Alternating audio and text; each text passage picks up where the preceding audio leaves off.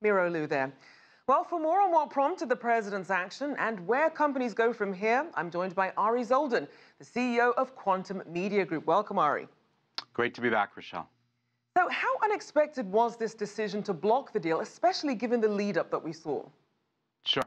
It wasn't entirely, I don't think it was entirely shocking. I mean, look, you're talking about two heavyweights, two different countries, national security, telecommunications, data.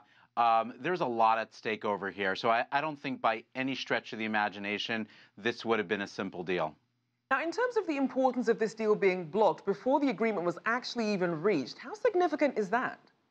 Well, it really, I mean, it didn't go through the due diligence process, which is quite shocking. And I think that they jumped very, very quickly ahead without actually checking off the list all the major components in order to put this deal together. So I don't think from a technological standpoint, from the insiders that I had spoken to the people on the Hill, this was really this was not, I don't think, a big shock. And again, you know, you're touching upon some very, very sensitive information. At the end of the day, you know, if you think from an American perspective, having their chip, a Chinese chip in every single mobile phone in the United States actually obviously, you know, does present a type of risk.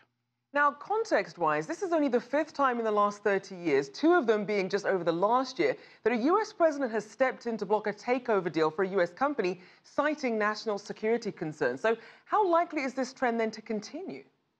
I mean, look, you don't see $117 billion takeovers every single day. And this would have been a massive, massive historical merger. So it's not going to happen. I don't think it's going to happen again for a very, very long time. And as you said, it's only been the fifth time a sitting president has ever done this. And again, he's obviously being guided by national security people on the Hill as well. So again, we're talking about this is not just a very, very typical run-of-the-mill technology deal. There's a lot of things at stake. And obviously the underpinning is security. And at the end of the day, it's our data.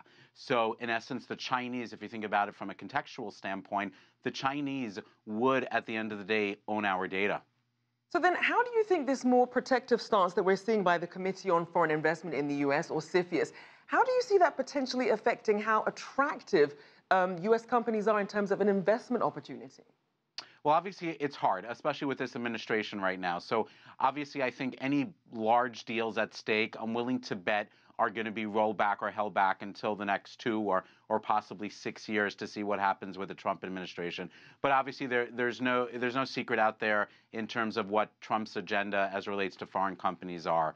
So, you know, it's certainly a very, very challenging environment right now, especially with the tech sector and a lot of the sensitivity around privacy and data. So now let's also look at Broadcom and its idea of moving its headquarters to the U.S.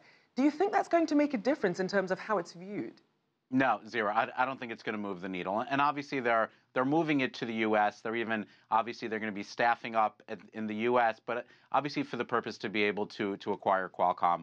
And if it's not Qualcomm, it's probably going to be an attempt to acquire another U.S. manufacturer. But I don't think that's going to move the needle one bit. Now, we did see that China's Huawei was not part of this deal, but it was also blocked from making a deal to carry its smartphones on U.S. carrier networks. How much do you think that outcome affected what happened with Broadcom? Yeah, I mean, it's probably following in the same type of environment. And I think that, you know, I'm not going to be surprised, again, if the Chinese and some other Asian companies keep trying to hit, obviously, the U.S. market. Because in essence, you know, this is the 800-pound gorilla for a lot of technology type of companies, and certainly 800-pound opportunities, if you will. So I don't think it's going to stop here, but we're going to see. And obviously, the next 2 years is going to actually reveal a lot of information. All right. Thank you so much. Ari Zoldan there, CEO of Quantum Media Group.